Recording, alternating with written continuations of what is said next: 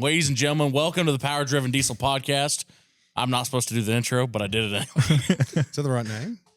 Yeah, is that it? Yeah, Power Driven. Oh, we don't say diesel. We say the Power Driven Podcast. Power Driven Podcast. Yeah, because we're not going to talk about just diesels today. We're probably going to talk about lawnmowers, mini trucks, diesels, superchargers, blowers. You know what? This makes a good point. Actually, never mind. We got to introduce our special guest. Sorry. I'm going too far. I'm trying to be quiet on purpose. I know my boundaries. All right, so we got Westin Champlin here, straight out of Kansas. What are you doing in Utah? Well, there's a bright red Mustang sitting over there, and it's got a beautiful 12-valve in it that you guys built, and we're putting it back together currently. And also, after SEMA, I left my Peterbilt, this thing, and also my Humvee and his truck in Utah, in different parts of Utah. So I got to just come back and wrangle up all the rigs and get them back because, well, you have an event coming up, right? We do. We have an event coming up, Horsepower Rodeo on May 24th in Winfield, Kansas. We're doing basically the biggest, most awesome burnout show that Winfield, Kansas has ever seen. And they've seen one, and it was pretty good. So then we've got Kyle Douglas here, straight out of Australia. And what are you doing here in Utah? Well, I got adopted by this guy called Westin Champlin. A couple of years ago, I went to SEMA and started to do some burnouts. And Westin thought my burnouts were that good that he wanted to adopt me as his son. But unfortunately, he still calls me daddy because I'm better. You know, it's we get along quite well. And, you know, anything with a motor that makes horsepower is our sort of vibe. So we just pretty much travel around the country doing dumb things and having a good time. So here we are. We weren't even supposed to be in Utah right now.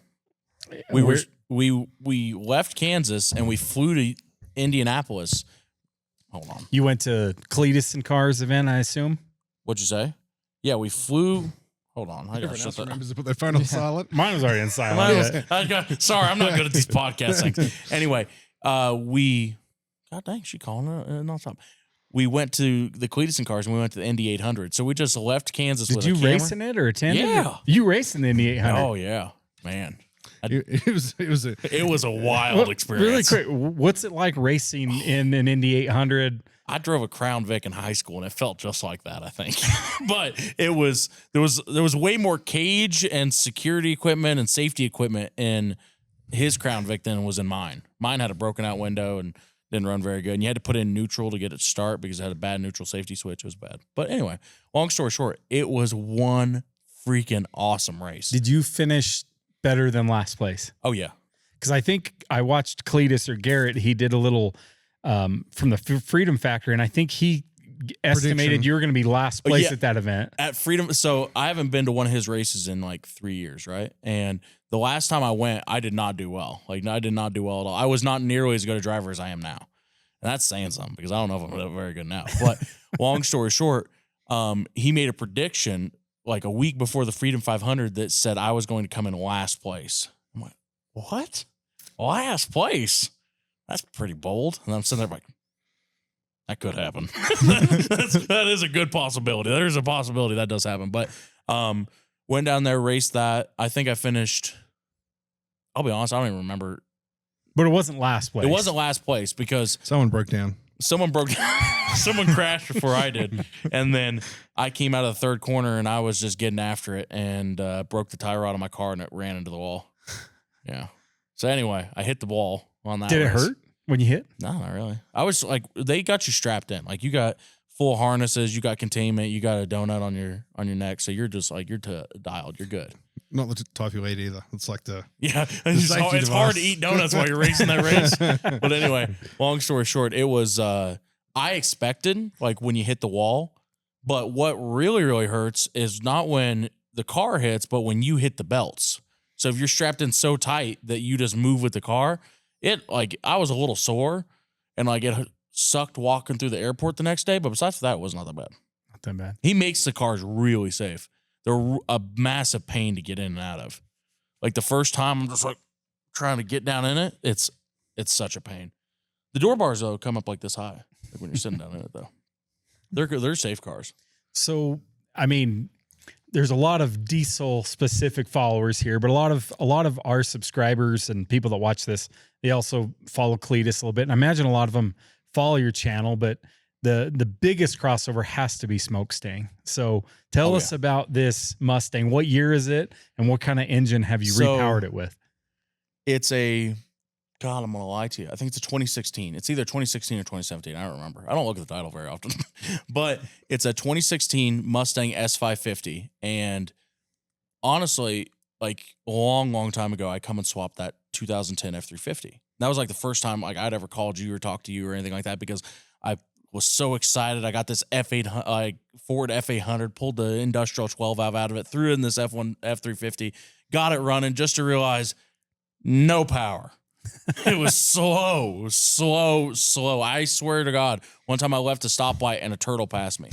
But a stock 12 valve is very slow. A lot of people don't realize that. Oh no, it's like one of the life's hidden gems. You know, it's just like, it looks like a piece of gravel. You know what I mean? Just a standard old rock, but underneath it's a diamond, just waiting for some power driven diesel injectors, some delivery valves, some stuff with the pump, and away it goes. But long story short, I built that F350. So, and I spent like a couple months building that thing. So everybody kind of knew that I really liked Cummins swaps. And then I bought a wrecked red Mustang, and it was a 5-liter Coyote car. And it was a funny story. A guy, I think he swerved to keep from hitting an alligator in Shreveport, Louisiana, and he wrecked this car. So I bought it from the insurance auction. And then as a joke, everyone's like, dude, you got to come and swap it. Dude, you got to come and swap it. Oh, that'd be so funny. JK, LOL, imagine a Cummins Mustang, blah, blah, blah. And at this time, you're doing YouTube, and what do you have, 100,000 subscribers, maybe? I probably had 150. I probably had 200,000 subscribers by then. Probably 200. So you're starting to make waves, but you're not a big deal in YouTube at that point. No, like we were repainting old trucks, and we were just, doing what I did for work already. We didn't really do anything crazy. Besides for that Cummins swap. So then I started thinking about it. And I'm like, well, it couldn't be that hard. Like, there's 3 wires. I could figure out how to hook up 3. You know what I mean? Anything more than that, I'd get confused. But 3, I could hook up. And I just pulled a tape measure out and started measuring off the Fummins. Like, okay, how far is the crank hub to the back of the valve cover? How wide is it? Wide was not a problem. They're really narrow, but they're really long. They're really tall, too. They're really tall. Oil pan clearance is tough. I didn't even think about that. To be honest, I didn't even think about it. I just started trying to, I'm like, okay, lengthwise it works. Yeah, I can just push it down in there. So then I figured out it didn't fit, and then I beat the heck out of the firewall and the trans tunnel, and I finally made it all fit. And if you don't notice, the K-member, I cut it, notched it, and beat it in like 3 inches all the way around the back, so the oil pan actually clears and goes all the way down in, and then I just welded it back. And I didn't do a very good job, but you'll never notice. Unless I've been all around the car. You've been all over, but you'll never notice. I mean, maybe it blended in with everything else, though. But like the way they build the cross members, they like look like this. They like come out and they're like stamped steel that they come out and they weld them on an edge. Well, I just cut that edge off and beat it all in, and then re-welded it, and it was fine. Oops. But anyway, it was fine, but it fit. But what was funny is everybody thinks it's the same car that I bought to begin with, but it's not. The first car I bought was a 5.0 Coyote. I bought this as a parts car to fix that car. And this was another wrecked car that a guy had jumped. This was an EcoBoost. This was an EcoBoost car. Yeah. The guy had jumped a curb with or something down in Houston, Texas, and I got a really good deal on it. And anyway, long story short, after we started building the Smokestack and started doing that, we're like, okay, well, we can't use it as a parts car. So I took the car that I bought, there was an insurance car, and I took it to a friend of mine that runs a body shop, and I'm like, hey, can you fix this car? And he's like, yeah, sounds good. And I had this one Cummins swapped before he had fixed the front end damage on the 5-liter car. So it was kind of funny. And then I had 2 red Mustangs, one of them with a diesel and another one with a V8 sitting around for a while. And then I sold the other one because this one's obviously way cooler. Oh, yeah. I mean, 5-liter Coyote or a Cummins swap Mustang. You know what's funny, though? So obviously when I threw it together for the final time when I was actually going to drive it, I had some nice parts, but the original motor was a 300,000 mile motor out of a truck I bought for $1,500. And I got a really nice trans from you guys because I'm like, I do not want the transmission to blow up. But I had $12,000 in the whole car. I had nothing in it. So this is obtainable for most people. If you scrimp and save for a few years, a lot of people can scratch up $12,000 eventually. Yeah, exactly. It wasn't like people be like, you got $100,000 in that car and all. And I'm like, motor was $1,500. Car was like $7,000. And I calculated all up one night. I'm like, I got like 12, 13 grand in this thing. That's not too bad. I could daily drive this, you know, that's be all right.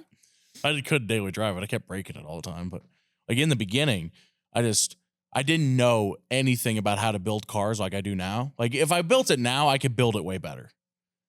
Because like I look at it now, I'm like, oh, I did not do the best on that part or that part or that part or that part or that part. But it just works. Somehow, like it's not built the best. Doesn't have the fit and finish of some of the stuff we've built really recently, but it was so reliable.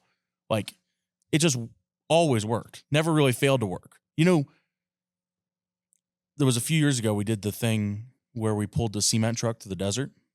Mm-hmm. And that was on the original. That was with like eBay Motors, right? Some promotional stuff they're doing. That was eBay Motors. They did that Between Two Rides episode. And we went out to this movie ranch out in the middle of the California desert. And it's so hot out there. So hot.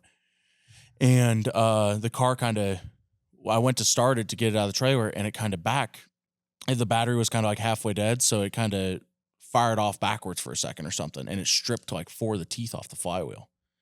So I'm like, oh God. And they're like, the guys are over there like, dude, every hour that we're not running costs us like $20,000, $30,000. We need this car to work, blah, blah, blah. And I'm like, it works. So I barred it over to the point where it had a good spot on the flywheel, and I fired it up and let it run all day. I just never shut it off. It idled all day. And we're out there doing burnouts after burnouts after burnouts with it. Because they need multiple takes in Hollywood to get. They're not like YouTube where it's like one take, yep. No.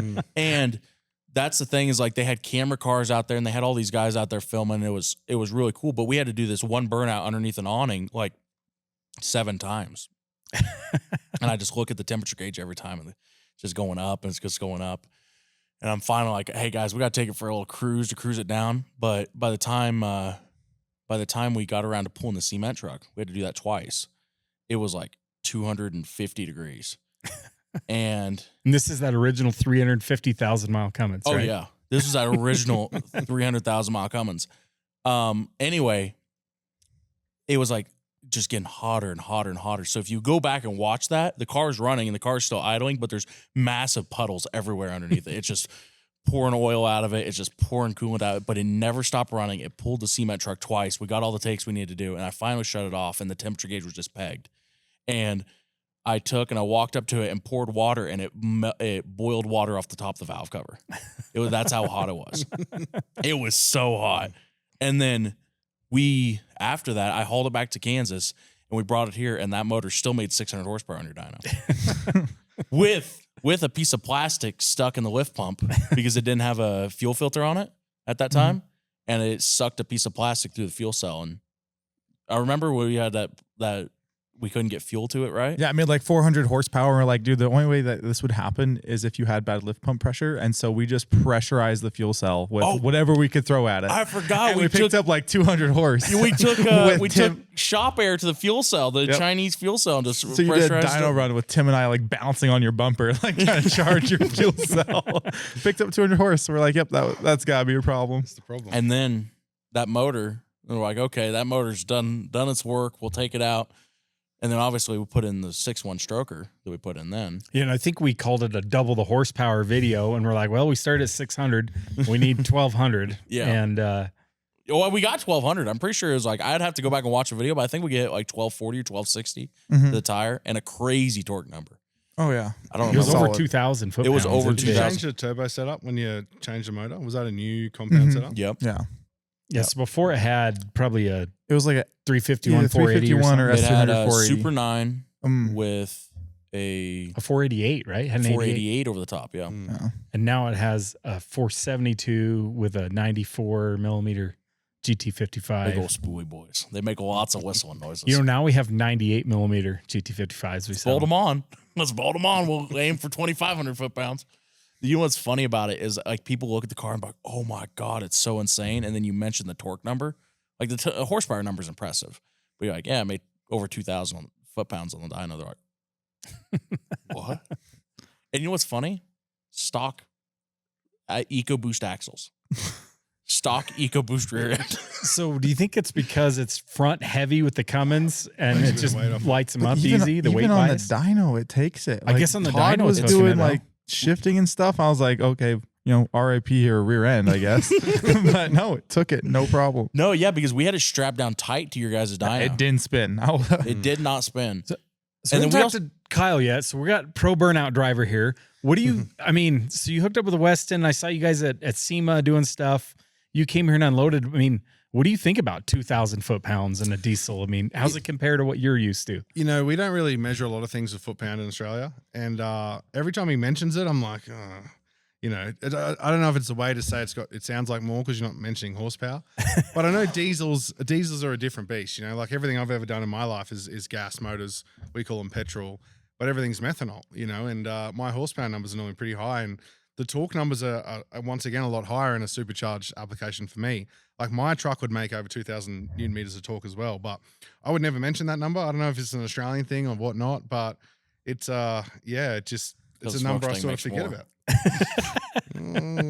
I'll strap him to the dyno. I need They're to both find in that. Utah and there's dyno over there. We strap them down, find out. The problem is mine will break the rear end. Like my truck is stock leaf springs, built for burnouts. All the angles are for burnouts. As soon as you put load on my car, the whole rear end of the car will just fly out the back. So it's designed for Like that. it is, yeah. It's talking about budget builds. When I built that thing, mate, it was a budget. So tell us a little bit. So horsepower rodeo. So you guys have started a professional burnout contest, or what is it exactly? I identified that like burnouts in Australia are really, really big, and it's been around for 30 odd years. And it's And you call it a skid, right? You don't call it a yeah. So sort of depends. Skids are a little bit different. They're a little bit more loosely sort of operated. But like a burnout to me is a burnout, same as you guys. And in Australia, it's sort of at its peak. It's high as it can go. There's corporations in Australia that sort of have monopoly over the events, and if you don't if you don't jump when they tell you to jump, it is what it is. So I said to myself, like, I love the sport of burnouts, and I reckon that everything America does is bigger and better than majority of the rest of the world. Dude, that's big to say as a foreigner. So no, it is, and that's the way we grow up. We go Americans. You got an Australian competition, and you go to America, and there's fireworks and dragons and lasers, and there's all sorts of stuff going on, right? So, and are you guys having fireworks at your event? Oh yeah. Oh yeah, it's a lot of money. I I don't know what that engine's worth, but I reckon there's more money than the fireworks. We got 3 times now over that of what it originally cost to build that car at fireworks. Over in 3 minutes. This gone 3 minutes, yeah. but it will light up the sky. It'll look fantastic for them 3.5 minutes. So basically, my idea was to come to America and just try and grow the sport of burnouts in America. And if it takes off, that's good for me. It's good for my mates. It's good for everyone that's interested in burnouts. If the sport gets big. So we come over here, and my first event was SEMA. I flew my car in on a 747. And this is SEMA 2024. Yeah, 24. Yep. Yeah, last year. Was it? Yeah, last year. 24. Yeah. Yeah. So I flew Flew your car in a 747. 747. Been 23. 23, was it? 24, yeah. Because Year before 24, last. we ran it. Oh, so you did the year 23. before. So 23 is your 23, first year. Yeah. So you flew your car in a jet over here? So I knew no one. I flew my car in a jet. Cost me roughly $60,000 one way. Oh my God. I landed in LA. I made friends with the pilot that was flying the 747. Shout out to Gary. Gary G. I've heard lots of stories about Gary. I was sitting in the cockpit in this freight plane. He goes, "What are you doing, man? Like, what are you up to?" I said, "Well, I'm going to land in LA, going to hire a car and drive to Fresno because there's a big RV place up there. Buy an RV, drive it back to LA, pick up my car from customs, drive to Vegas, and then after Vegas, I'll just work it out. I'll just figure it out as we go." And he's like, "Man, that sounds like a great idea. I'm coming." So Gary, the pilot, hired a car with me, and we drove to Fresno. Had a whole bunch of issues, which I won't go into because it's a big story, but basically they thought I was some sort of scammer, and it made me really late. So anyway, I got the RV, drove to LA, picked up the car, went to Vegas. And I really remember the first day I was in Vegas, they took us into the SEMA showgrounds, whatever hall we're in. And I remember I just got my car inside, and the guy that was there, he was taking me back to my RV park because he gave me a lift. Because obviously driving a 45-foot RV with a trailer on the back in the middle of Vegas is not great, right? And I remember I was walking outside, and I was seeing this guy in this black Mustang, and there is smoke billowing out of every orifice of this car. Like, I mean, there's smoke in the engine bay, out the doors, out the back. There's fluid pissing everywhere. Like, it was Westin. His junk was just not running right. And it was a bunch of dudes pushing it down the main street of Vegas. The transmission line fell against the collector, and it burned a hole in the AN line and caught the car on fire underneath. So we had to push it in. And the thing is like, it's a 540 big block methanol blower car that we built when we really didn't have any idea what we were doing. We just like, we'll throw it together, we'll make it go make noises, and it'll probably be good. Well, anyway, long story short, we didn't know what we were doing. We didn't build it very well. And we had some issues with it, and I would start it up and I would drive it until we got to a stoplight and I'd shut it off because like it was so loud, and I had a really low stall converter in it, which you're not supposed to have when these things idle at like 2,500 RPM. Builds a lot of transmission heat, huh? Oh no, you just drop it in gear and it would just skid through the front tires and take off. So my first meeting with Westin was like standing there going, what the hell? And just watching him push this thing inside the gates and just like sort of letting it roll over to its spot and going. And I was in a rush because the dude was like beeping the horn. He's on the main road. There's cars everywhere. So that was my first scene. I remember getting in the car, like driving off, and I'm like, look at that fucking thing. Like that is a junker, right? Because I come from a thing where everything's done right. There's a way, there's history. You know, if you did something wrong, even though no one really showed me, I used to figure stuff out on my own. But like, I was like, the big thing for me in America was like, if I could help someone save them money, he would have went out there and blew up like 5 engines in a row because he just had zero idea about how a burnout engine works. Because it's new in America, it's like nobody knows the little secrets that keep your engine alive. So I basically, the next day I walked over to Westin, and they were all a bit like standoffish at the start. All the Americans were, because I was Australian. I don't know if it's a language barrier. Well, you know, it's a language barrier. It definitely was. You walked up and said, mate, and I'm like, no, I don't want to do that. There's a word that starts with C that Australians use a lot. And it was like everyone had two Americans. I know this sounds bad, but everyone had a badass looking car. And unless you're trained and you know what is badass in a burnout car, they all look the same. There was dudes with carbies with an injector hat on top. And like, for me, that is the worst thing you can ever do. If you have if you have a carburetor and you put an injector hat on top, means you're cool. It means you need to burn your car. You need to start again. It's really frowned upon where I come from. And I think it's because it's just for looks, right? And I'm all about, it needs to run well. If you want to make something look cool, well, then it's probably not the sport for you, because it's just not going to work right. So anyway, we run. So it needs to run as good as it looks. Otherwise, that was a new concept to me. Yeah, especially with that car. Like the Smokesting was just like, it looked cool and it always worked. It's not the same with that. I've relaxed a little bit. Like now, I was like, I understand why they put spacers and shiny little things here and shiny little things, because people do like to see it and go, oh, it looks cool. You know, people will put a spacer on their engine so their engine's just much taller. And it's like, it actually loses power and it's just one more thing to go wrong. You know, like, so we had different views, and I've come around to it a little bit. But more for me, it's like, this is what works. This is nice. This is like tough, in my opinion. And all this extra bling stuff you're putting on there, just a waste of money. But, you know, that's what they wanted to do. So at the start of it, everyone was like, oh, yeah, that's pretty cool. You know, didn't really look much at it until the burnout started. And these dudes are out there doing their burnouts, and you know, the guys would walk over and go, oh, that's a pro driver from Australia. What do you reckon? How good was that, man? I was like, yeah, it was all right. You know, it's not too bad. And I wasn't being arrogant or anything. Like, I was just like, I was trying not to, like, I didn't want to say, oh, it's so cool, man, that was sick. You know, I just wanted to be truthful and just sort of keep to myself. And then it went out there and it's like Vegas burnt to the ground. Like, it was like, they stopped the train. You know the train that runs into SEMA? He put so much smoke in there, they stopped the train. People are on. I did too, but that's because my car caught fire in the middle of the pad halfway through the skid. But it's like people were on the fence, and the way Hoonigan set up the pad, there was no real safety because they didn't have cars going out there with 300 km/h wheel speed, sending chunks of tire this big at people's heads that are from you to me away. And they had 400 horsepower cars out there, 500 horsepower cars. Yeah, like I think mine, besides for Kyle's, mine was probably the highest horsepower thing there, and mine, for how badly it was built at the time, ran pretty well, you know, and all things considered, it did okay. Yeah. But I didn't have big breathers on it. I didn't have any of the things that it needed, and it ended up blowing the dipstick out, and it lit all the oil on fire on the exhaust manifold on the passenger side. My buddy Zach was riding the passenger seat, and put it out with a fire extinguisher, and then we fired it up and proceeded to do a burnout out of the pit. But this first showing of when my truck got to America really changed the dynamic of burnouts. Like for that crowd of people anyway, it really like people like took notice and go, holy shit, that's a real deal. Like that's the real deal. And slowly over the last 2 years, all the American competitors that were like NA or had a blower, but it wasn't really doing much, it was all geared wrong or whatever, they've all started to turn into serious competitors. And that was my biggest thing is like, I want to make sure these guys are doing the right thing. Parts in Australia, we've designed parts in Australia just for burnouts. In America, a burnout in America was put your truck up against the wall and just do a burnout on the spot. So transitioning that culture from Australia to America was sort of my goal at the start. And I tell you what, it couldn't really go any better because you look across the other competitors now, like Cletus McFarlane, Garrett, he started doing burnout comps before I got here. And that was one of my goals to go there and have a crack at his event. And he is so good for the sport. Like he's a likable guy. He really puts on a good show. And I just knew that it had the potential to grow into something awesome.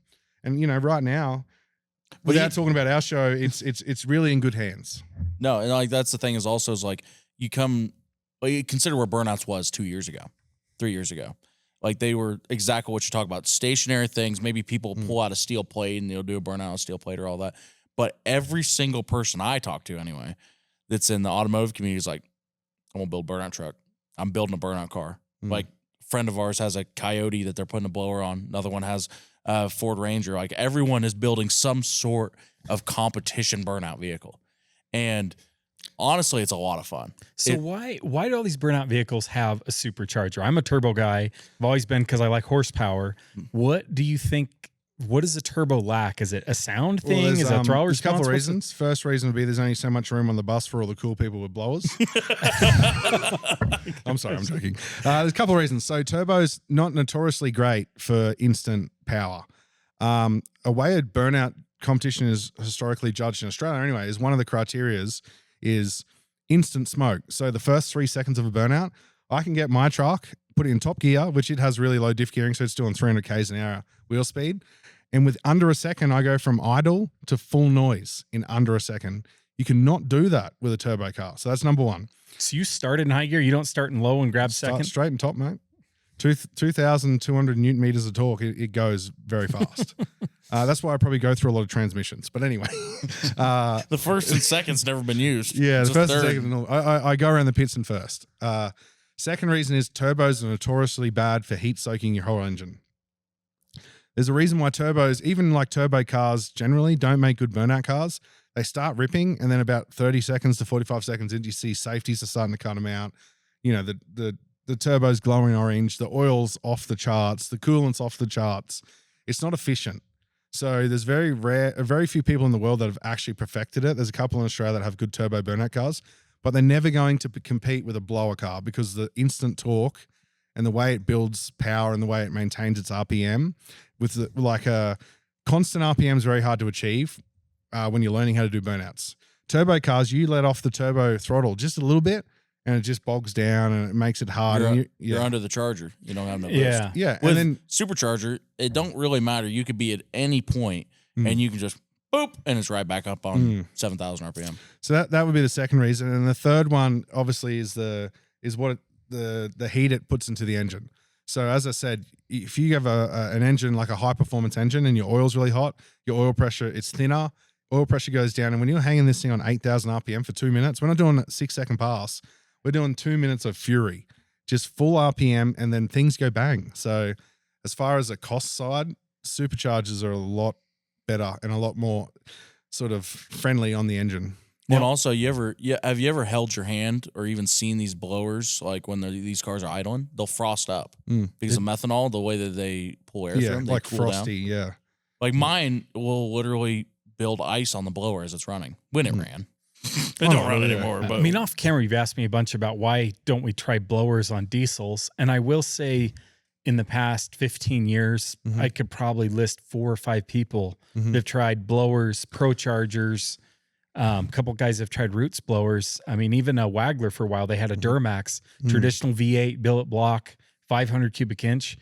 And he ended up injecting a bunch of alcohol in the hat on top of the diesel, he was probably, I don't know exact because I don't know Jeremy Wagler that well, but I mean, let's say he had 40% of his fuel was methanol going in there, and 60% diesel, and he's still, after all of that, whenever they go put turbos on, they make way more power. Turbos do make more power though. Well, they make more boost. And at the end of the day, when you're drag racing, you're chasing power. You're chasing every 10th of power you can get.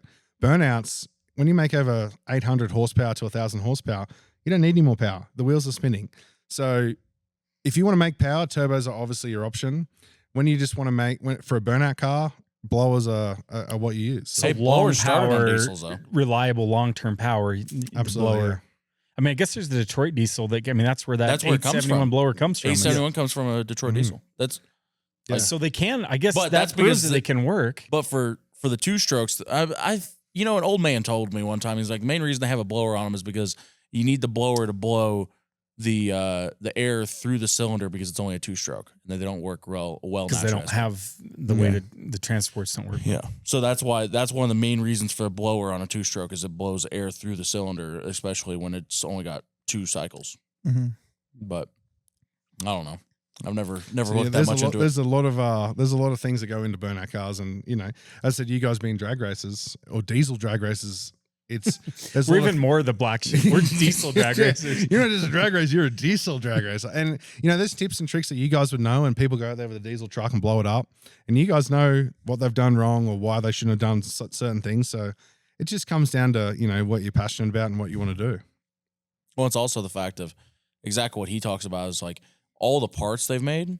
Like in Australia, they've got it figured out. They've got it figured out how to make a car last for 3 minutes because it's exactly 100% different than a 10-second pass or an 8-second pass or whatever it is. You got to make power for 8 seconds, 10 seconds. Then you let out of it and you drive it back to the pits. It's way different on burnouts. So let's talk a little bit about Smokestang. So it did a big burnout at SEMA. It obviously got hot. It's personally machined the engine and took it apart. What did we find? One thermal nuclear melted down piston and 3 others that are scuffed and the bowls are starting to melt. There's 2 good pistons in there. So we need to work on a heat control strategy for it. I don't know because that thing's seen a lot of abuse. Not even just at SEMA. It's seen a lot of abuse before that. We've drag raced it. We pulled boats with it. We did burnout after burnout after burnout at the house. Like we would do all kinds of burnouts and stuff with it. That was I saw more burnouts at his house out of that than what I did the whole SEMA week. Yeah, no, I've done more. Like I've done a bunch of burnouts, a bunch of skids at the house with that thing blowing the back tires of it off. So I know like a sled pull application, they can keep them alive at 2,000 horsepower for 30 seconds. And so to me, if you're at, let's say 1,000 horsepower, if we detuned it ever so slightly, if that's all you need to keep the tires spinning, that would be like a minute, you know, as far as heat buildup.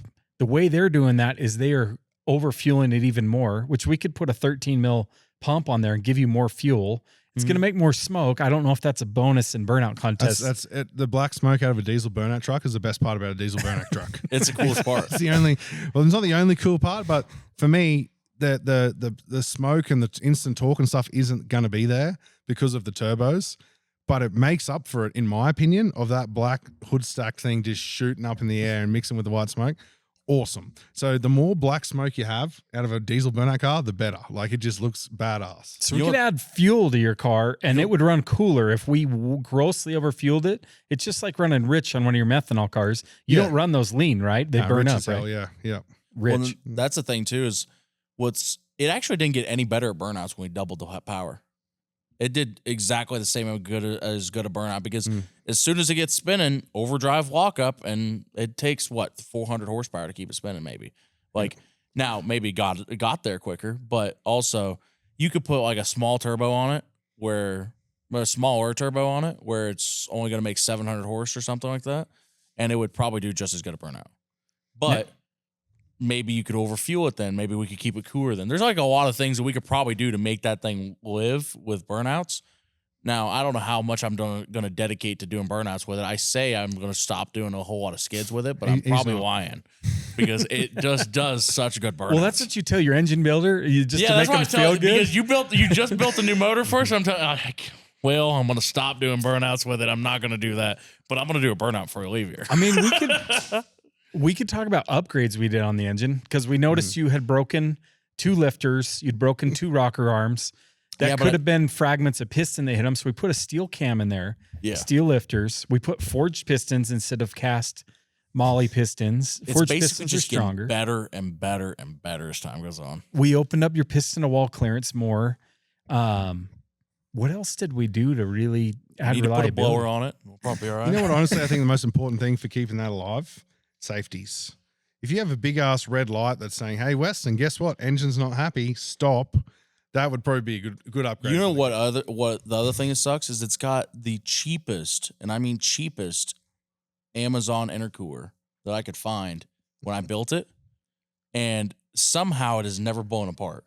Like, remember the first time we dynoed it, you was hiding behind a dumpster because you thought it was going to blow the front bumper off? We were taking bets where it was going to blow up what at pressure 100 it was pounds going to of blow boost. up on. I think it's made It made 120 here. Wasn't it in the 120s? Yeah. It So made that means in Kansas or SEMA, it's making like 130s, 140s, 150s. I think it made 150. I don't know. It was getting after. It was. Well, you've got those peak recall gauges. You could recall it and see how much boost it's made. No, I remember during the skid, I looked over and I'm like, oh God, that's high. I don't remember how high, but I data log the old fashioned way. I just take a GoPro and aim it at the gauges. I just play the footage. Data log the old fashioned way. Data log the old fashioned way.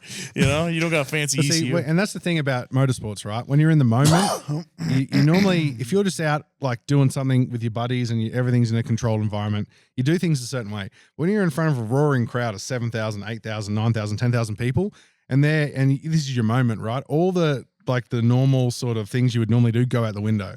Like letting out. Like letting out of it when it's not making happy noise. The thing is, right, is like I wasn't going to go out there and do this massive burnout with it, right? But then the whole crowd started chanting, "Smokestang, smokestang." I'm like, oh God. Well, just one little one. You did like 1 or 2 every day. And I did 2 every day for 5 days straight or whatever it was. And then the last one, like I was like most of the way through it, I'm just getting ready to pop them tires, and something sounded weird. I'm like, and I'm like, okay. And I let out of it, and it just shut off. I'm like, okay. And I tried starting it back up just one time. I went, rah, rah, rah, rah. I'm like, that don't sound right. So I just like left it which luckily I did. Luckily I didn't try too hard to get it started. Yeah, because that piston was free from the rod. It was like it would have windowed the block. Yeah, the block was fine. All you had to do was dry sleeve it and throw a new rod. I mean, it's a nice flanged racing sleeve. Yeah. Because you're making enough power that, you can't do no cheap little press-in sleeve. It's got a flange. Yeah, it's a nice one. But it's a ductile, kind of like what a top fuel dragster would use.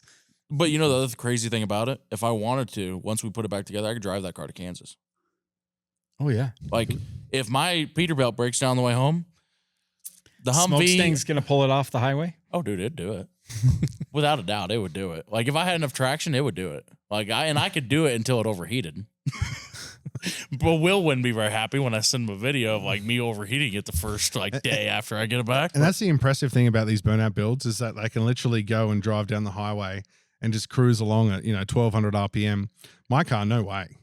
It's out of methanol before you read a text message on your phone, you're out of methanol. Yeah, his truck burns so much methanol. And that's this thing gets like 26 miles a gallon. 26? Yeah. I get 26 gallons per mile. So you should start advocating. You should become like a climate change advocate, telling people, hey, if we come and swapped everything, we could increase the fuel economy by double. Maybe my thought is wrong, right? But people want to argue the environmental standpoint. I'm like, I'm taking an old motor, repurposing it, and an old car and repurposing it. I'm not getting anything that's, has to be remanufactured or whatever. You're recycling. Yeah, I'm recycling. That's exactly what I'm doing. I'm recycling. It's good for the environment. I'm recycling engines. And it runs on stuff that come out of the ground.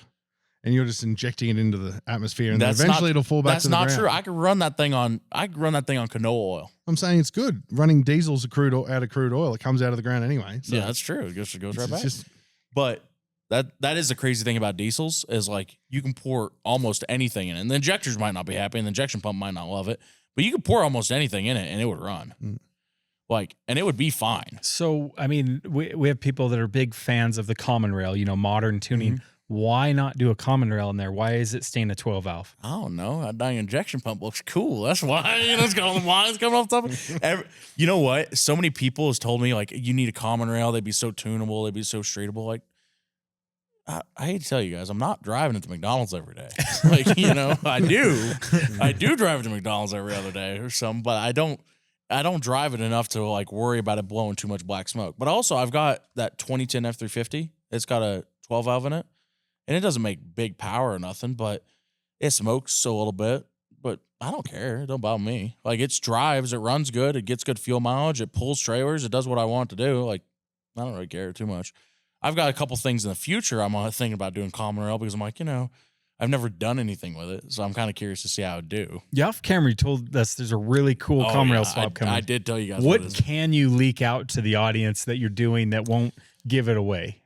I mean, is it an American-made car you're doing this in? No, it's not American. Not American. And it's very big. It's very heavy. Very big, very heavy. And it needs a common rail. Does it require a CDL to drive it? No, not really. No. Not at all. So it's not like a semi. It's like a on highway vehicle. It's a very big, heavy thing. When should people look for this build to come out on YouTube? So we've got the Horsepower Rodeo May 24th, right? So and that's in Winfield, Kansas, at the fairgrounds. Winfield, Kansas, at the fairgrounds. We're gonna have probably 30 pro burnout cars. Yeah, probably 30 actually proper drivers. How many Australians are going to be there? I think about 15. It's probably going to be the biggest burnout show America's ever seen. Yeah, it's as actually far as no, it will 100%. Are you guys already pre-selling tickets for it and stuff? Yeah, it's nearly sold out. So by the time it's already sold out. It's nearly sold out. Within like the first 10 minutes, VIP was like sold out. We had to like get more VIP seating and stuff like that at the open up. Is there a way to add more grandstands there? I mean, it seems dumb to do an event and not get more people. Once it's sold out, it's sold out. This is our first standalone event, and I want to make sure everyone's experience is the best it can be. So I don't want people standing on the ground. I want to be in the grandstand where they can see every inch. You know, the amount of pyrotechnics, the amount of sound and lighting and stuff we have. It's going to be a hell of an experience. I don't think we can even explain to the people coming how great it's going to be. I want people to sit there and just be bamboozled with the amount of stuff that's going on. Is there like I guess a live stream doesn't do the justice of feeling the power live stream from the is a cool cars. way to kind of see it, but you just don't feel like you just don't understand until you see it in person. Like once you see like this stuff happen in person, and the main reason we did it is because there was a bunch of Australians and we were all hanging out at my compound in Kansas, right? And I have a burnout pad there, and is it like, Kyle organized? Is it black or concrete? What is it? Well, it started off concrete and it turned after Kyle organized a little burnout party in the backyard. Accidentally invited like 20 pro drivers. Yeah. Well, let's say 15 pro drivers and a bunch of them Australians and a couple of Americans. And it turned into like the most absolute mayhem. Absolute shit show. I don't know if you can say that on here. I think I saw the video. Isn't that when the cops came and you had to bribe the cops? I mean, you wouldn't bribe them, but no, you had to... I didn't bribe them. I would have, but I didn't. I tried. I tried. They wouldn't accept it. But anyway, long story short, there's 15, 16 blower cars there, smokestings there. We're doing a bunch of skids with that. Just everything's there. And we do this burnout party. And my shop is not super close to town, but it's not super far away. You know, I'm not going to say exactly where now, but it's not super close, but it's not super far away. And the police department calls and says, we've had 700 calls. So a way to explain this to your audience that doesn't understand the burnout engines, you know, like a funny car that goes and drags at the drag strip. Imagine a funny car, instead of the nitro, you just put it on alcohol. That's the engines we're using, basically. Yeah. In a different form. They are so loud. But they are loud as hell. They hit you, like the noise hits you in the chest. Yeah. So imagine. But that's part of the show. That's part of it. Yeah. And you smell the methanol, you smell the tires. Yeah. Well, we accidentally, we call the burnout pad. So you have 15 of these things running? We're going to have 25 to 30 of these things running. But at your compound, you're telling me. At my compound, we had 15. Yeah. And we accidentally built a megaphone for them because we built the smoke slab, which is 2 containers with another container. And I looked at it one day and I was just talking, standing there, and it echoes noise so well that we amplified all the noise into town. And it aimed it right down. And they come out and they gave us a ticket for noise ordinance, which they can only give you 1 ticket a day. And they told us that. They're like, we can only give you 1 ticket a day. So as long as you quit by dark, whatever. And then what was funny about it, Well, I don't know if we should tell Well, I that think part. we had 147 noise complaints by the time we spoke to the officer that come out. Oh, yeah, it was bad. 147 and in a small town, they put up with a bit of shit. We're not in California. I mean, how many people are in Winfield? Are we talking 10,000 people? There's 10,000 people there. But you know what's funny about it, right? Is they run demo derbies and figure 8 races right next to town, right? In town. In town. No complaints. In town. Nobody cares. This happens. They're like, oh. And then, so I don't know how well the city's going to like whenever we go fire up 25 of these blown alcohol burnout cars. But So it's like, monster trucks. So, you go to Monster Jam, you see those monster trucks with the blowing big blocks. Very similar setup to that. So, and they are just loud. And those things actually have more restrictive exhaust than what we run. So we're all about getting the boost out and getting the smoke spread. So we have very little, no mufflers, no nothing. Some of the cars' exhausts are only this long. So part of the exhaust strategy is to blow the smoke out from under the vehicle? Yeah, well, what that does is if you don't do that, you get lost very easily because you just smoke everywhere, you don't know. So you get blinded by your own smoke. You get blinded by your own smoke and it doesn't score well because it's all condensed. So you're in the middle there, feeling for walls to try and find out where you are, which we don't want to do. The way you design a car is when you do a donut. If I get lost in a burnout pad, I just do a 360 and my exhaust will just expel all the smoke out of the way. And then I go, okay. You use the exhaust propulsion to clear the pad so you can see where to that's drive. the big problem with diesels. Yeah. Because like the smokestack, I'm just out there feeling the pad by braille. I just have like the car's full of smoke. I can't see nothing. And it's blowing black smoke straight up in the air. And I'm just, So there's a oh. quote Westin used. He goes, he's going blind, so he's going to have to learn Braille. He's blinded by the smoke, so he's going to have to learn Braille. No, I was in we was in South Dakota in Sturgis, right? And I made this joke. I was sitting there, I'm like, yeah, the thing's so loud, I'm going to have to learn Braille. And then I sat there and thought about it later. I'm like, Yeah, that that doesn't make any sense. so. That doesn't make any sense. Oh, So you do YouTube's your main thing. I mean, what about you? What excites you about YouTube? What do you like about your day job or whatever? What drives you to do that? I like making really good videos. Cars is my hobby. Like I like cars because they're my hobby and it's something that's fun. But like more than anything I enjoy is making a really good YouTube video. Like making something that somebody's really going to sit down, enjoy, and watch. Because like if I make a 30-minute video, I'm asking someone to give me 30 minutes of their time to watch it, and hopefully they find it entertaining and they like it. And the biggest thing that's awesome for me is when someone walks up and is like, I was having a bad day, and I watched your video and it made my day way better, or I made me fucking laugh, or whatever it was. And that's like the best part of it, single-handedly the best part. Now, if I listened to myself 4 years ago say that, I'd be like, oh my God, no, it's the cars. But no, it's definitely. It's definitely the impact on people. I was at the Indy 800 right before I came here, and that was Cletus's race and stuff like that. And obviously everyone's out there standing there by their cars and stuff, and somebody yells my name from the fence, like they're right over there at the fence. I walk over and I start talking to people and start taking photos and signing stuff for people. And then there was these kids walk up. It's like, whenever I'm having a bad day at school, I just watch one of your videos. I laugh and I think it's so funny. And one day I want to build a burnout car. And one day I want to do this. One day I'm like, yeah, that's it. That's the fun stuff. And that was like stuff like that, experiences like that, I like more than anything else. And obviously, like people don't see the bad side of it, but I get to do a lot of really, really cool things. Like I got to race with Tony Stewart, which is. Were you a NASCAR fan as a kid? Oh, dude. Dude, we didn't have TV, but I would just like go and like there was all the magazines at Walmart about NASCAR and stuff. So like I didn't have TV until I was like maybe 11 or something like that. Like we didn't really have internet or anything. I lived out in the country. Internet was like you had to call your internet. You know what I mean? Like dial up. Yeah, you had to listen for it and go.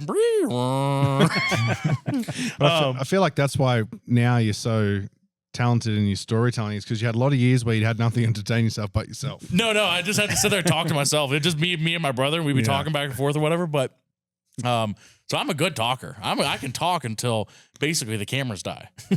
But long story short, that's probably the best part about it is like seeing the impact of being able to make people's day better, have a little bit of happiness and anything like that. So you're doing the YouTube stuff.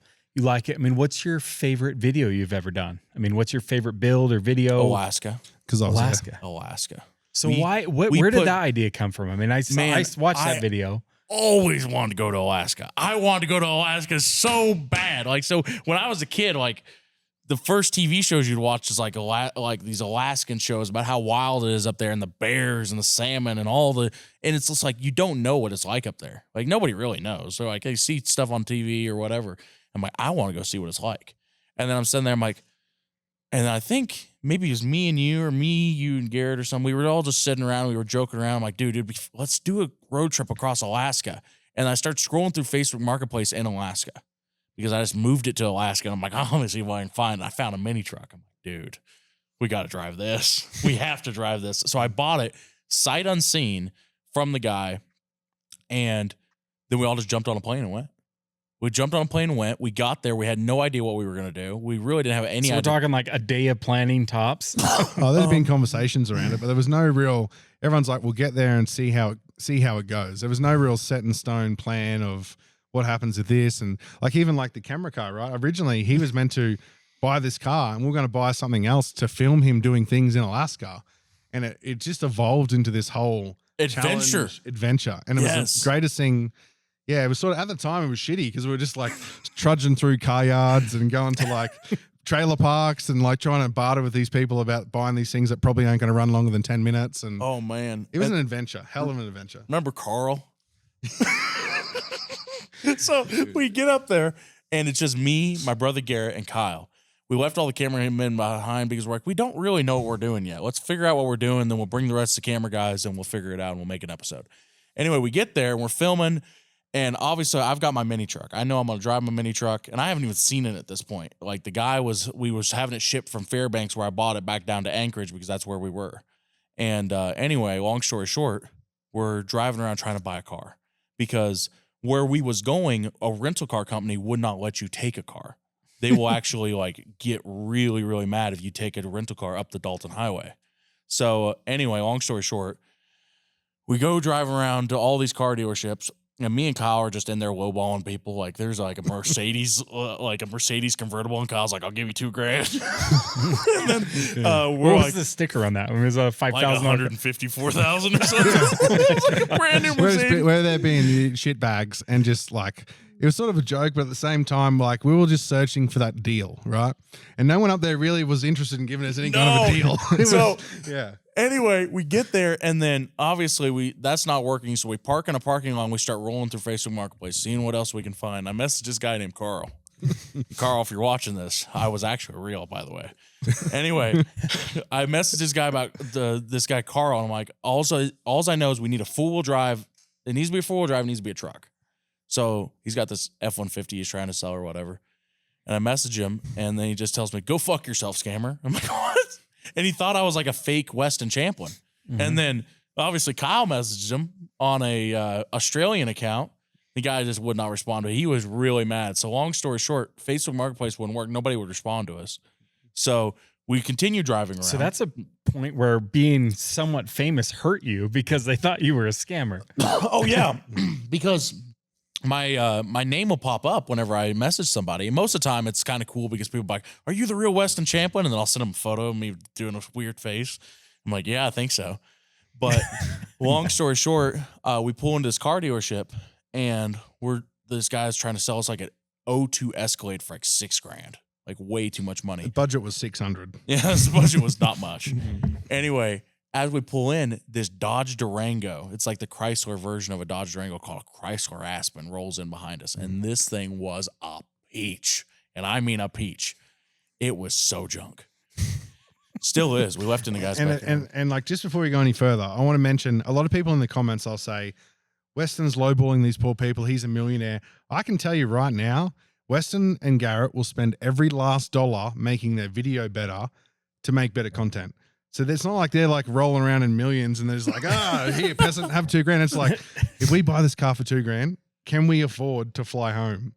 When does the next check come in? Because we have no money. Like, it's not like, obviously you're smart about it, but it's not like there's an unlimited budget. This isn't like this isn't Netflix, or this is like a couple of rednecks and a bogan in the middle of Alaska with no idea what's going on, and the checkbook is like, if we're in trouble, we're in trouble. You know, we're in real trouble. So we're not spending a lot of money doing this thing, right? We're trying to spend as least amount of money as possible. And I I take every dollar I make and reinvest into making more YouTube videos. Like some people think I live in $1 million house or whatever. I live in a house I paid $30,000 for, and I paid $30,000. I probably got $45,000 in it now after fixing all the water leaks and stuff. But long story short, I just want to make really awesome YouTube videos. That's all I do. I'll if it can make a cool video on building a car, I'll do that. If it can do this, I'll do that. If it's going to Alaska and doing that, I'll do that. Which Alaska cost a lot of money, by the way. It cost a lot of money to fly. It was me, you, Garrett. Well, it was what, 5 of us, 6 of us? A couple of cameramen, produced like Parker, sort of playing the producer a little bit. So there's 6 of us up there after it was all said and done. So we had to fly 6 people up there, and we all have tools. We flew tools up there. We bought tools. We spent a bunch of money on cars. So long story short, we buy this Aspen, right? And what the deal was is this lady pulled in. This is a funny story. This lady pulled into the car dealership that we was sitting at to try to sell it to that car dealership. And I said, well, we'll pull next door and we'll try to buy it. So we pulled next door, and she wanted like $3,500. And I drove it down to a Best Buy parking lot. And after all said and done, what did we walk away? Like $1,800 we gave for it? I think it was $2,000, wasn't it? Or was that the other truck? No, we paid $2,000 for your truck. It was around the $1,800, $2,000 mark, but it was like in a normal circumstance, there's no way in the world you'd buy that thing. Like so somebody rebuilt the motor, did not use a single gasket. Everything was RTV. the wiring around the engine was speaker wire. Yeah, the whole wiring was speaker wire. Every shroud was missing every little little push pin, so it was all zip tied together. Like when I tell you this thing come from the trailer park, it came from the trailer park. And she's like, oh, yeah, all right, I'll take that for it. Hold on. You know, my man normally calls me, and he can tell you about it. I'm sitting there, I'm like, okay. And maybe he's getting off on lunch break or whatever. And she answers the phone. It's like, this is Wayne from the county penitentiary. She's like, hey, honey, these guys are trying to buy the car. Can you tell them about it? And he explains, he goes on to explain all the wonderful things he's done to this car. Like the fact that it has wheel spacers on it, right? Aftermarket wheels. And the wheel spacers aren't bottomed out because the studs are too long and they're hitting the back of the wheel. So it couldn't actually, like, they're this far off the back.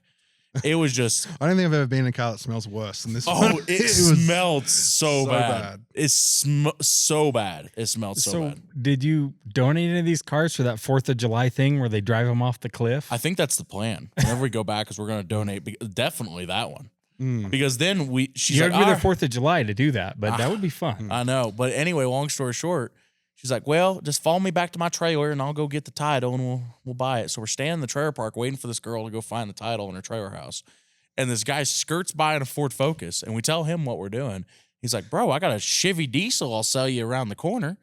So we buy a Chevy diesel for him to drive. So this is like all started. So you have 2 trailer park vehicles. Oh, yeah. This guy pulled up and for some reason he noticed me first. He goes, what the hell are you doing here? And I was like, what? And then Weston walks around the corner and he's like, West, what are you doing here?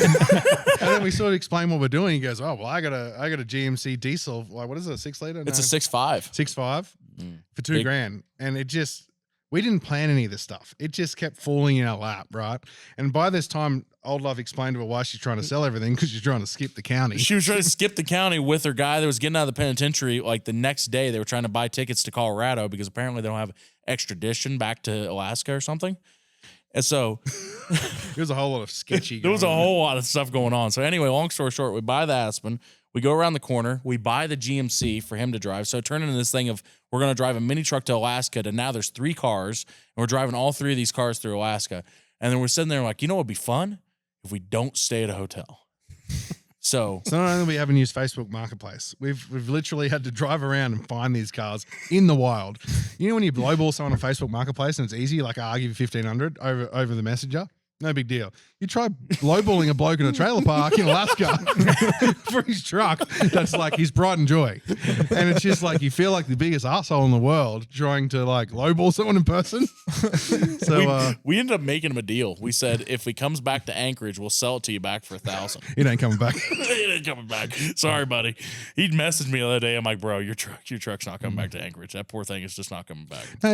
Yeah. So, are the vehicles stashed up there somewhere safe? Yeah, in a secret location. Secret location in a guy's backyard that I met like 15 minutes before we flew out. So they might not still be there. After we tried to roll the vehicles in his front yard. we tried to for the end of the video, we thought it'd be really funny because Kyle built this 12-foot tall cabin on the back of his, and I built a mini cabin on the back of mine. Kyle's like, dude, I'll roll it for the outro. I'm like, that'd be funny.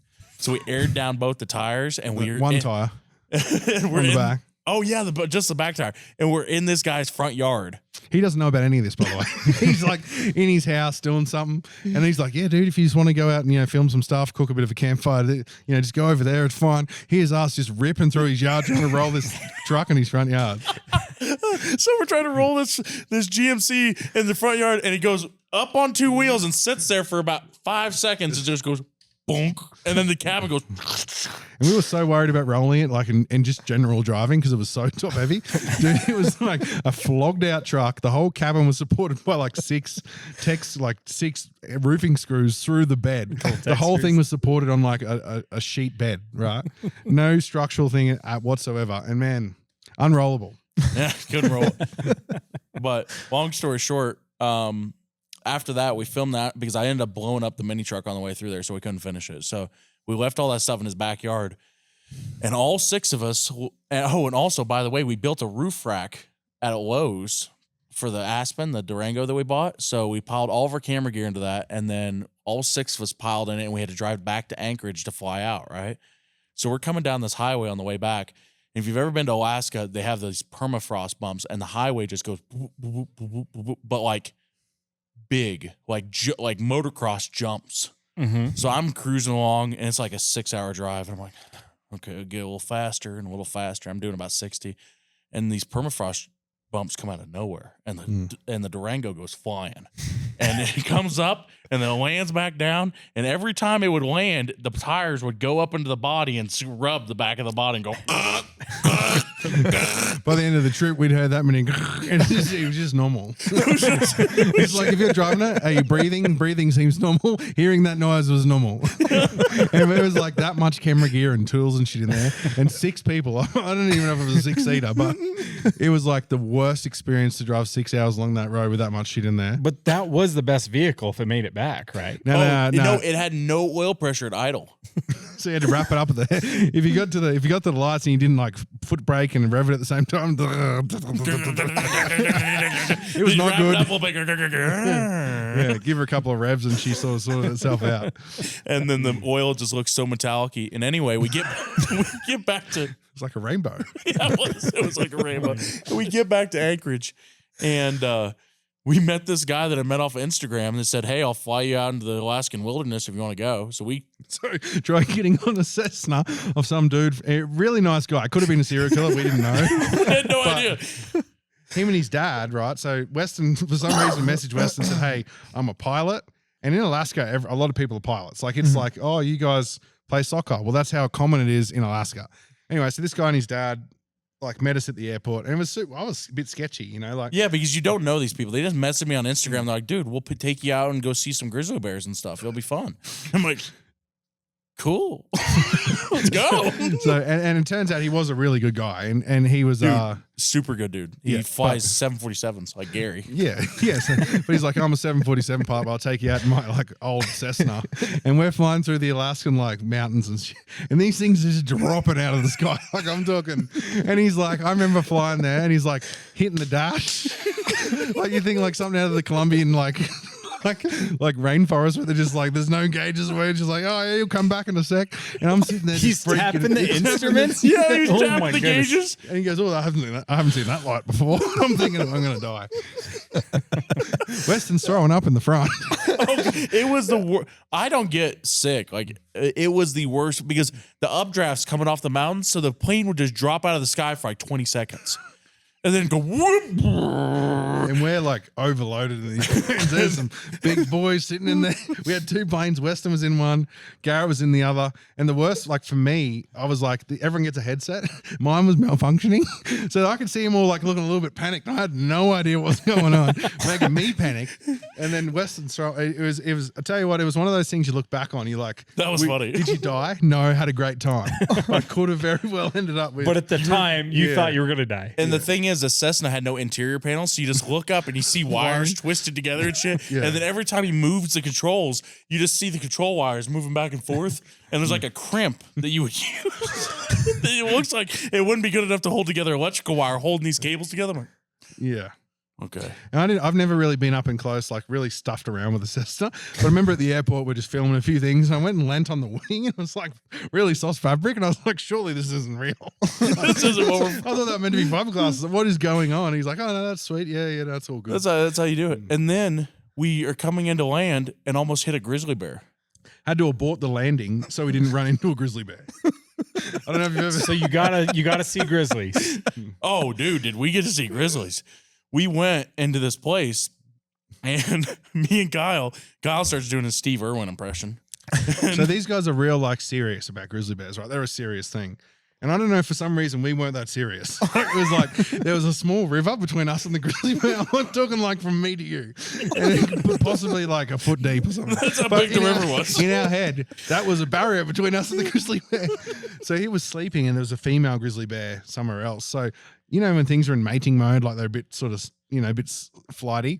So we're over there just mucking about, like doing impressions and asking people to buy, asking the bear to Yeah, I buy snuck merch. up to the bear, and like the bear's from like me to him, right? Me to So we're that. talking like 20 feet. yeah, from me Not to even that camera. less. 15 feet. Yeah. And I'm like, hey, you know you can get the best merch at westonlikescake.com? And the grizzly bear goes, it was a dead asleep on his back, leans up, and I'm like, oh shit. And you know, in my head, I had a safety blanket. I thought if we both have to run, I'm going to be way quicker than Weston. So if it's like fighting for life, I know I could outrun him. So I was sort of feeling a little bit good about myself. But at the same time, it was like, man, these are wild killing animals. And we're out here just dicking around right in front of it. And the good dudes that took us there, they were ages away. They're like, I'm not going over there. Like, you can go if you want. And it's those moments where you look back and you know what? That was just stuff. That was literally the dumbest thing I think we've ever done. Aside from getting in an unknown plane with unknown pilots. It turned Yeah. out all right, and we didn't die from the bears. So We didn't die from bears either. But anyway, long story short, then we were flying out and we're trying to figure out what to do with the Chrysler Aspen. So we just gave it to our pilot. We just say, hey, can you hold on to this till we come back? And it's like, sure. It's like, you know, if you can sell it, go ahead. If you can. And then If you can't, we're gonna push it off a cliff on the 4th of if you July. can't, we're going to push if it off. makes it back to wherever that cliff is. If wherever that cliff's at, I don't know. But if it makes it to that cliff, we will yeet it off that cliff for 4th of July. But that was like, Yeah. So anyway, as far as favorite video goes, that was what hands down, because we didn't plan any of that. It just become this adventure accidentally. So we're gonna see an Australian adventure like that? You know, Well, at the end Crocodile of the video, Dundee or we something? mentioned we didn't only just create an adventure, we created like an ongoing thing that we believe that fits our personalities.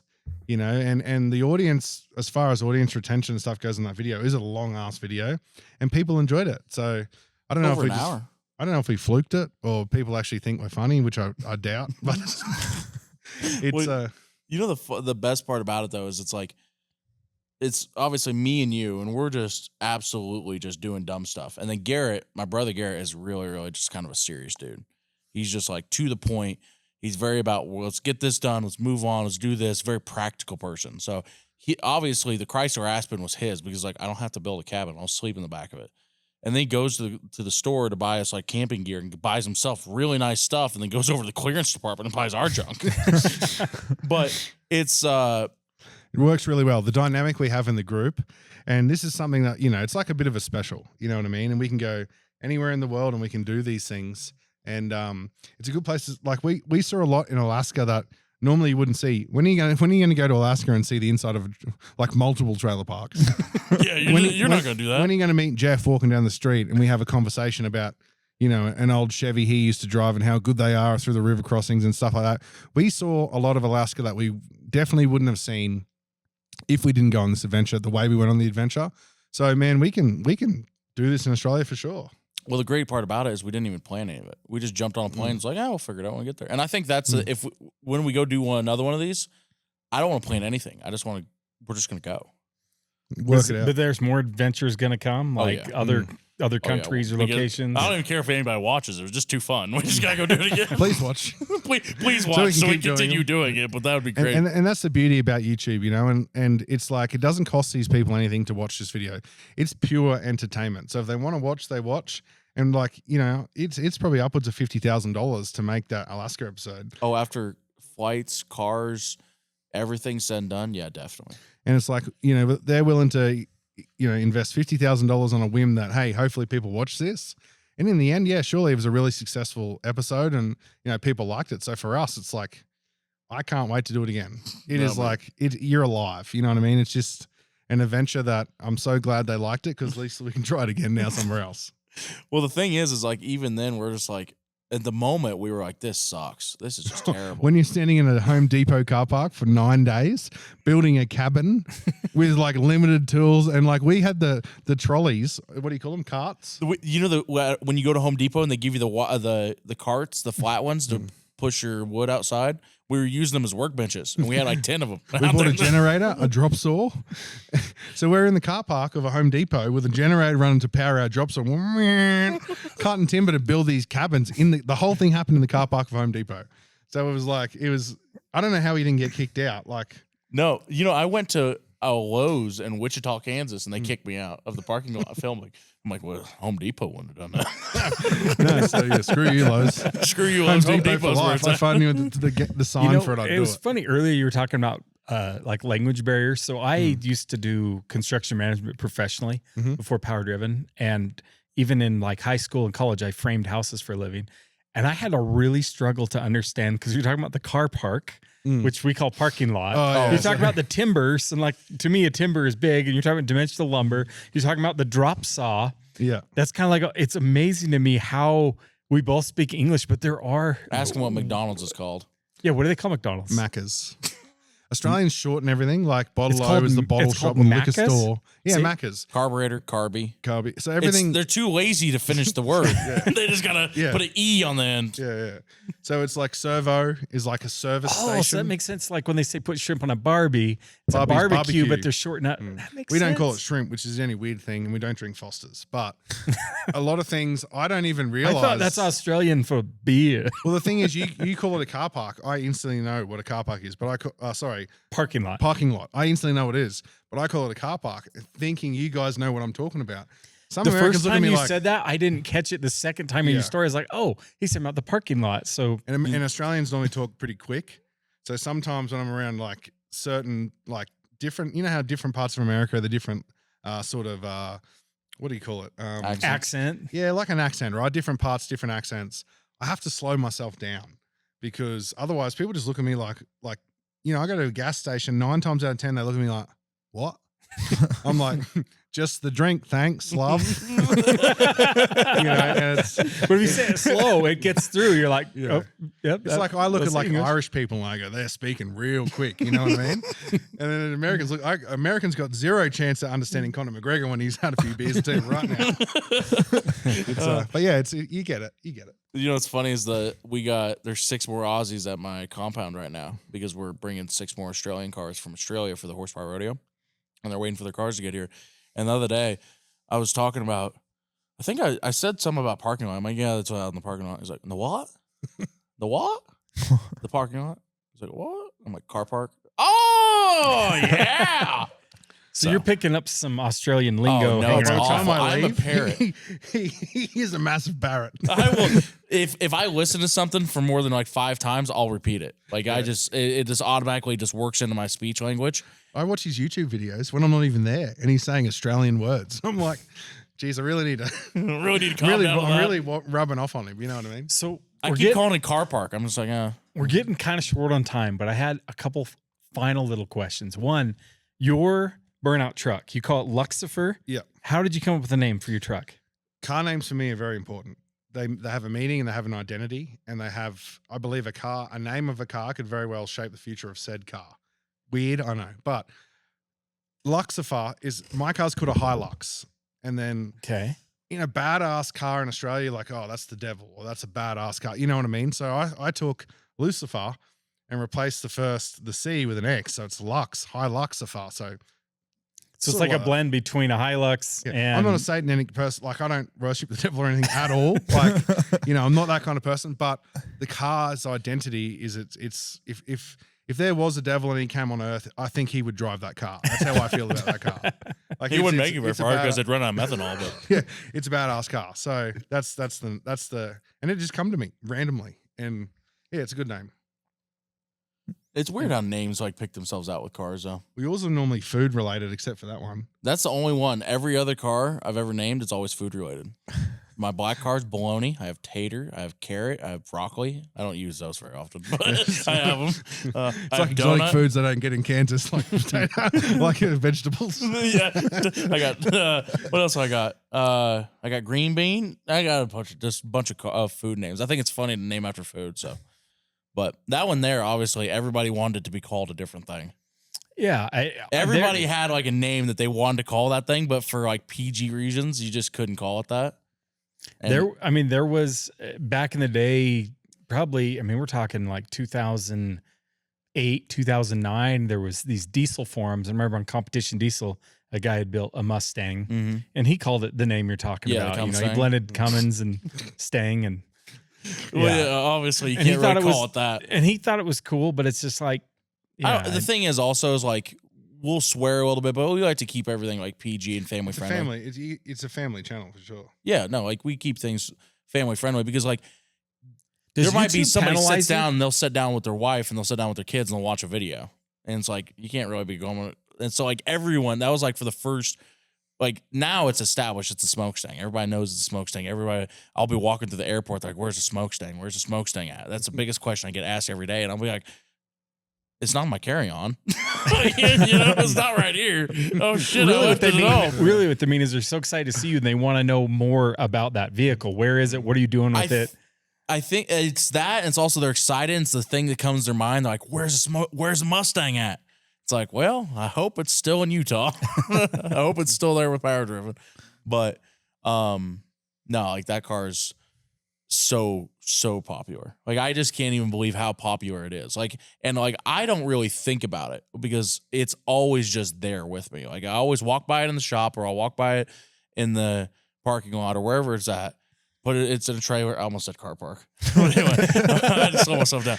I just walk. It's just sitting there, so I don't think about it. But then I sit down and I started watching like a bunch of clips of the smokestack. It just popped up at like 2 a.m. when I couldn't sleep. I'm like, God damn, that's a badass car. I'm like, wait a minute, that's my car. That's my car. That's my badass car. You know your car's popular when the fans start making reproductions of the car, whether it's drawings or. Did I tell you there's a guy making a smokestack Power Wheels? I showed you that literally like 2 Was days it you? Yeah, Oh. it was me. He's building a smokestack Power Wheels with a turbo on it and everything. Yeah, the weird thing, people figured out now if they message Westin and he doesn't reply, they can message me hoping I would show him. Well, in this scenario, it worked. But he's like, hey, his literal message, hey, can you show Westin this? And it was these pictures of this Power Wheel. But you would get a lot So of you're kind of like messages. his personal assistant at this point. Yeah, Aussie mate, apparently, according to the kid at We were sitting at the Pizza Hut in Winfield, Kansas, and this kid runs up and proceeds to do a stand-up comedian show for us by roasting himself, and then he starts roasting us. And he's like, damn, Weston, how'd you eat that whole pizza in one bite? Aren't you even breathing heavy or whatever? And And then I said something to him like, all right, mate, settle down a bit. And he goes, oh, I forgot. Weston's Australian mate is here. And I was like, I was so shocked. I was like, what? And he just runs off. he just disappears. He's quite a heavy set young boy. And it was a bit of a waddle, you know? And I'm like, I'm going to roast this kid. And he was gone like the wind. And then he would just pop back. He was saying, hey, last time you see me, I was asking you for YouTube shout outs. Now I got a job at Pizza Hut, and then disappears again. It's like, I was so confused. Oh, he is a funny kid. But he's good at roasting people, that's for sure. Man. But I feel like we could talk all night.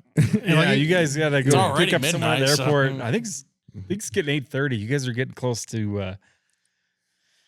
Got to go pick someone up in Vegas, and then we'll continue on the smokestack build. So there'll be a video coming out Yep, really soon. sometime from you. Don't know if it'll be before or after the podcast, but either way, look for that. Power 100%. Driven's going to have one, and you're going to have one on your channel. Oh, I assume. 100%. No, yeah, we're going to, and then we got some crazy stuff we're going to do with it once we get it back to Kansas. It's going to be at the rodeo.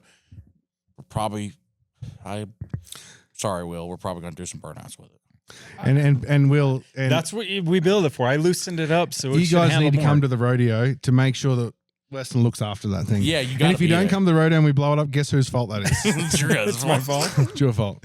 And I've seen the care you take, Oh gosh. so you need to come. I mean, you told me, in your opinion, you've never seen a good diesel burnout. So I hope it's your event that can I've happen. never seen like a diesel burnout I would compare to a top tier methanol blown burnout.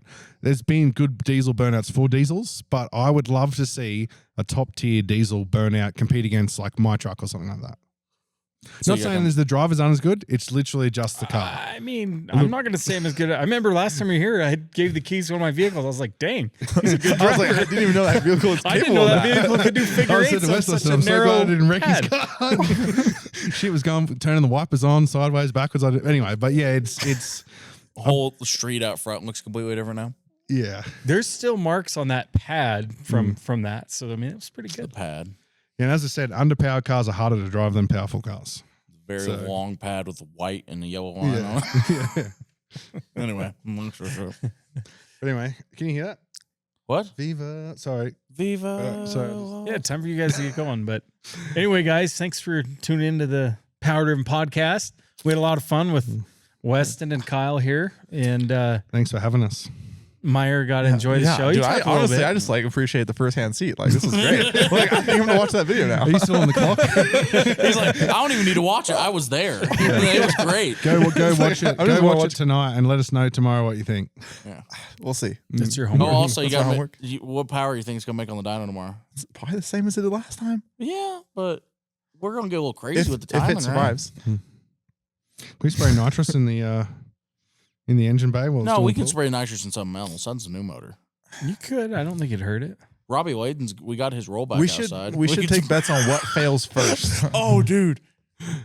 You want to What do you spray think about we nitrous dyno- on Robbie's tow truck? Is your dyno wide enough to Absolutely. dyno his tow truck? Oh, you could. Should we accidentally unlock it and make keeps the power? No, I want to see how gutless it is. Yeah, I bet you it doesn't even put down 250 horsepower. I reckon And this is I a reckon Ford. It's a 6.7 Ford 6.7 stroke. power stroke rollback, and I was at 60 miles an hour coming up hills here, I That's saw a all tumbleweed overtake us on the road out the front before. and it's like 30 pounds of boost. It makes no sense how it's that deep. So you drive a Ford, but you're a Ford hater, is what we just. Oh, learned. just a hater of this. I like a lot of Fords, just not this one. This one's junk. Well, the truck's cool. It just has no power. You got to give respect where it's due, and that thing doesn't deserve any of that engine. Whatever they've done to it, they've ruined it. Like I couldn't own one. Truck's nice. Couldn't own one because it's frustrating. Have And you it got driven 6 miles a Mustang gallon before? I've driven it up the highway once, and that's Did what you get a field power and floor? I'm a big one of not really like trashing other people's cars. You know, if we were some, Unless, never mind. I'm not going to talk about that one. well, we need a couple of years before we can talk about that story. Yeah, we need a couple of years. But like say like you gave me your car, you're like, hey, do a burnout. That was me being very controlled and conservative. So Weston goes, hey, you want to drive the Smokestack or the Demon or whatever else there is? I'll drive it and I won't flog anyone else's equipment or cars because I feel like it's the wrong thing to do. But I drove it enough to appreciate the way a diesel works, and that's actually why I want to build my own diesel now. So you've slowly been converted to wanting sold at it. least have an interest in a diesel. well, I had zero interest before that car. After driving that car, I was like, you know what? I could see myself building a family cruiser at home to, drive along calmly, put the foot down, make 900 horsepower and boogie. And that is totally achievable in a diesel you guys produce out here. So it's a really, not that I'm in Australia. I'm not going to have a power driven diesel build in Australia, but People don't understand what 1,200 horsepower. How does that feel compared to that like Demon 170? We're talking the baddest Dodge Challenger they've made. The Demon's supercharged, so it's like hitting you in the back of the face. This one's like a bungee strap hooked onto the back of a 747. That's the best way I can describe it, because it's like it's getting ready to go. And then you can just know that the bungee strap is going to get tight when it builds boost. And when it builds boost, it just freight trains. And it's like weird because whenever it has slicks on the back, the boost comes on slow enough that it don't start to spin. Like it starts to speed up enough that the car is so light that it starts to actually hook and take off. So like you start thrown into overdrive and thrown into high gear, it will boogie. It will absolutely. And the other thing that's cool about it, So you'd say it probably pulls harder than a Demon on the top it end. beat the Demon in a drag race. Oh yeah, you did that video. Yeah, And it had more trap speed too, didn't it? Pick up a little more mile per hour in the eighth. It did more mile an hour hard. Yeah, so if it mile an hour higher, it's definitely making more horsepower to weight, but it's not that instant supercharger torque like and that's that the Demon thing, has. that Demon's always going to come out of the traps hard, but turbo cars are normally they're a big end car, right? They're coming on strong down the end, and I feel like it feels faster because you go slow, and once that boost starts kicking, you're like, holy shit, hang on. So that Demon got out there, and it's just right there on my fender, and the next thing I know, it's like, whoop, gone. Oh God! And the problem was I can't get through the gears fast enough. Like I literally can't shift through I honestly, it's got like a 355 gear ratio. I want to find like a 3.0. Like I feel like the taller gears would help it. Well, yeah, better because burnouts too. better burnouts, higher mile an hour. I actually am really curious. I've always wanted to take it, and I don't know what the rules are, but I've wanted to take it to like Bonneville and see like what it would mile an hour at. What about just one of those airstrip attacks? They do those all the time where Yeah. they rent out an airstrip and let you Way go more see what you can do in a consistent. standing mile. Way more consistent. I would do that too. Like if there was some place to do like a standing mile with it, because it does boogie. I don't know. It would eventually run out of RPM because it's like, I think it's got 5K governor springs in it now. And I think I probably spun it a little faster than that at the rodeo. We could probably take those off. Yeah, we can just probably Just walk for, just those for out. once. We can put lockout sleeves in there that it has no governor. It'll just continue to fuel till the engine comes apart. Our record's You probably 8,200. shouldn't tell. You should Wait, you probably- mean 8,200 8,200 RPM? RPM and Todd launched the motor apart. That's where it came apart. I The spun a Cummins. Coyote at 8,000 RPM, and I thought it was the freaking world was flying apart. Yeah, that's where the data logger quit reading, but it was 8,200. Now, he had bigger, heavier Did it pistons. run away or? Yeah. Yeah.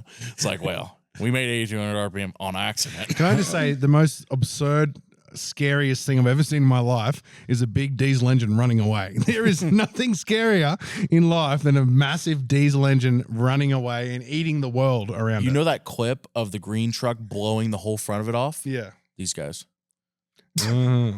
So, Same truck. so what's crazy is that truck's had- Greta would not be happy with that- you two, by the way. that the one I wish Todd was here to tell the story, but he was drag racing in Salt Lake City and he was 8th mile racing and he lifted. He's only in 3rd gear and he lifted at the 8th mile and the throttle was hung and it kept going. And he There's finally no snuff in that. and he crossed it. I think he was only going about 120. It wasn't like wild, but he's in the 8th mile and he couldn't get it shut down, hit the brakes, had way more power than had brakes. He finally just had to neutral drop it. And it came apart right at the quarter mile. And I think it was going, I think it trapped like 140 or something in the quarter, still in 3rd gear. So at and, that point, the is it secret eating is to its let own that shit oil? run away So on the at drag so strip. at 6,000 RPM on the data log is when he neutral dropped it so it wouldn't go. And it came apart at 8,200. And then parts broke. I mean, the block split in half. Parts hit the front tire and popped one tire. Hood was, he couldn't see out the hood. He had to look out lean to the side. The hood was higher than the You know, roof. guys, don't you think it's at the point where you're literally reaching the physical limits of what metal can do? And you're like, nah, we'll add more. We can add more metal. We'll add more metal. That's a problem. It's like more power, more metal. We'll bolt some plates on the side of it. We'll fill it full of concrete. We'll make a solid block. So that engine had 7/16 Carrillo rods. Well, we've since upgraded to 1/2-inch rod bolt wagglers. We figured they're good for another couple hundred RPM. Oh, at least so. 8,500 out of them. like I think that was before I was here, but you sent them off to wherever, and they're like, yeah, like with the weight of the pistons and everything. Yeah, we gave Carrillo all the weights. They say you had more throw-off force than than Top Fuel, Big Block, Pro Yeah, but Comp, that's any of these. Because he said normal throw-off force is like 35,000 pounds, and he said we were calculating over 50,000 pounds of piston throw-off force with that weight of that assembly at that RPM. So you damn. got steel rods in there too. These aren't aluminum rod engines. So you're spinning a battleship at, Spin a battleship at the same speed as the space shuttle. And it's like, why did it come apart? I don't know what happened. The thing people don't understand about diesels is just how high the piston speed gets. They're like, why does it spin so slow? Well, piston speed's high. Piston speed's still the same. Like, no matter what it is, this piston speed's still probably the same as like a gasoline engine that's spinning real fast RPM. You got a lot of stroke there, but All Anyway. right. Well, I think All right, guys. once we started talking about stroke, I think it's time to end the Thank you guys podcast. for watching. This is a good podcast. We told a lot of good stories. and you're getting ready to see us go and rip the smokestack probably here real soon.